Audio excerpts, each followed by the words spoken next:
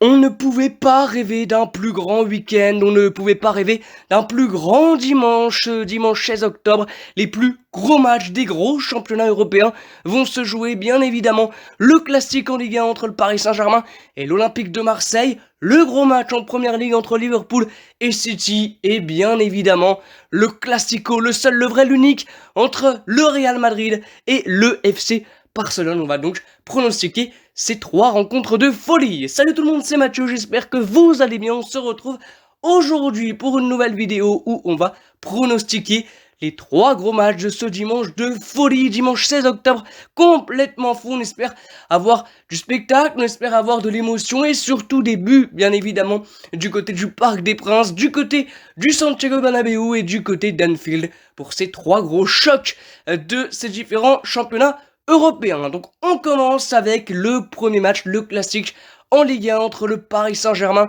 et l'Olympique de Marseille. Un match entre deux équipes qui ont joué cette semaine en Ligue des Champions, un partout face au Benfica pour le Paris Saint-Germain. 2-1, victoire, pardon, 2-0, autant pour moi, pour l'Olympique de Marseille contre le Sporting Portugal.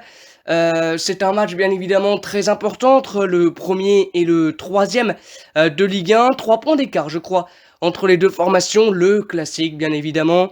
Un match entre deux équipes qui jouent plutôt bien au foot depuis le début de saison, un match dans une très belle ambiance du côté du Parc des Princes, et il y a un élément très important à prendre en compte du côté Paris Saint-Germain, bien évidemment, l'absence de Presnel Kimpembe. Ça, c'est une habitude maintenant depuis plusieurs matchs, mais la nouveauté, c'est l'absence de Sergio Ramos pour 2 matchs après son carton rouge contre Reims. Christophe Galtier va devoir faire sans Sergio Ramos et il va falloir trouver des solutions. Alors, est-ce que il va reconduire une défense à 5 et donc Marquinhos Pereira, il n'y a pas de souci dans cette défense à 3 centraux, mais qui sera le troisième parce qu'il n'y a pas de défenseur central de métier. Déjà Danilo Pereira n'en est pas un. Donc à voir s'il passe à une défense à 4 avec 2 centraux, ou alors s'il met peut-être un Ordi Mukiele ou un jeune du centre de formation à cette place de défenseur central. Mais pour un gros match comme ça, je ne sais pas comment Christophe Galtier va faire. Après voilà, l'Olympique de Marseille offensivement est plutôt intéressante, surtout un joueur bien évidemment qui sur toutes ses entrées est très bon, il fait la différence vraiment beaucoup de fois. C'est Amin Harit, bien évidemment, Amin Harit, auteur d'un match XXL contre le Sporting Portugal. Alex Sanchez plante, Jonathan Klaus c'est pas mal, une défense centrale et une défense plutôt costaud, même si bien évidemment l'OM est sur une défaite contre l'AS Ajaccio, mais ils ont su rebondir en Ligue des Champions, donc ils arrivent en confiance bien évidemment pour ce match face au PSG. Je pense vraiment que le PSG va avoir du mal, réellement il va avoir du mal parce que l'OM peut et a les qualités de mettre les ingrédients pour embêter le Paris Saint-Germain là, ce Paris Saint-Germain là, et je pense vraiment que ça va être très compliqué pour le Paris Saint-Germain.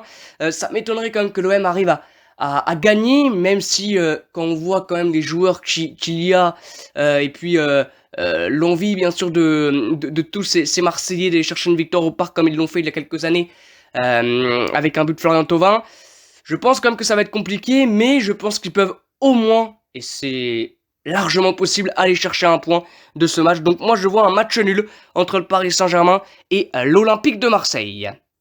Le deuxième match, le deuxième très gros choc de ce week-end, il sera avant. Bien sûr, celui qu'on vient de parler sera à 17h30. Du côté d'Anfield entre Liverpool et Manchester City. C'est un match depuis plusieurs années maintenant qui compte pour le titre. Bien évidemment, il compte énormément pour le titre ce match-là. C'est vrai que Liverpool a un peu de mal en ce début de saison en Première Ligue. 10e place pour les hommes de Jürgen Klopp. Mais ils ne vont pas recevoir City pour faire figuration, bien évidemment. Manchester City qui sort d'un match nul contre Copenhague, bon ils étaient déjà qualifiés. Pep Guardiola a fait aussi un petit peu tourner Erling Haaland par exemple sur le banc, donc il va être tout frais pour ce match-là contre Liverpool.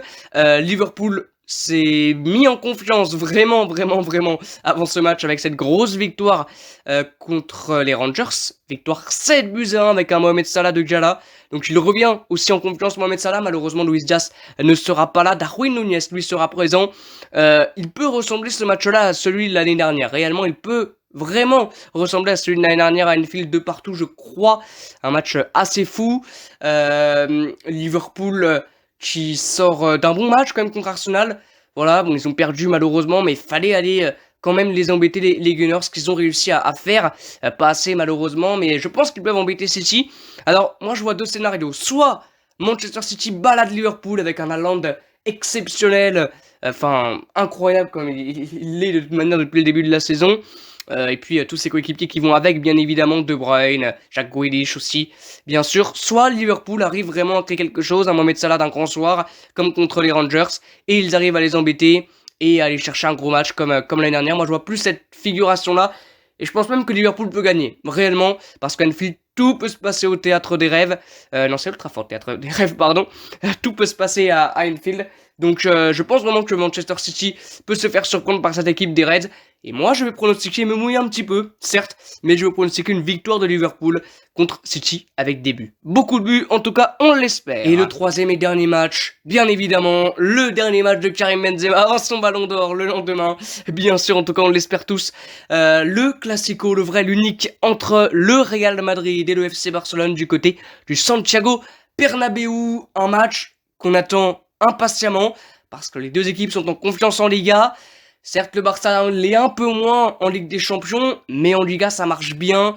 Bon, c'est vrai qu'il y a un petit peu de tension hein, au niveau du président, au niveau de Xavi, au niveau des joueurs aussi. Un petit peu de tension, mais ça reste quand même un classico où les Barcelonais peuvent vraiment revenir en confiance si ils venaient à l'emporter.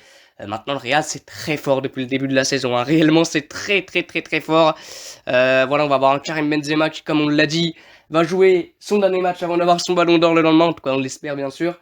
Mais ça sera un très joli match. Je pense que ça peut être le match le plus agréable à regarder avec le Liverpool City. Voilà, je pense vraiment qu'on peut avoir des buts parce qu'on a des deux côtés un trio assez incroyable. Hein, côté Real Madrid, plutôt Federico Valverde, Vinicius et Benzema ou un Rodrigo bien évidemment à la place de Valverde. Et du côté du Barça, Rafinha, Ousmane Dembélé, Robert Lewandowski. Donc ce qui est sûr, c'est qu'il y aura des buts. Quand vous avez Lewandowski et Karim Benzema sur le même match, il ne peut pas avoir 0-0. Maintenant, compliqué quand même à pronostiquer. Je me pencherai plus vers une victoire du Real Madrid parce que c'est au Santiago Bernabéu. Moi, je veux plus une victoire du Real Madrid. Voilà. Donc, bien sûr, sans oublier d'autres gros matchs ce dimanche avec un joli Rennes-Lyon pour la première de Laurent Blanc. Un intéressant Bayern Munich-Freiburg entre Freiburg deuxième et le Bayern, bien sûr, quatrième, je crois. Et entre l'Union Berlin et Dortmund, bien évidemment. Et sans oublier le gros match de ce dimanche. On l'a pas pronostiqué, mais c'est vraiment le gros match de ce week-end. Le très grand et très attendu 3 Ajaccio.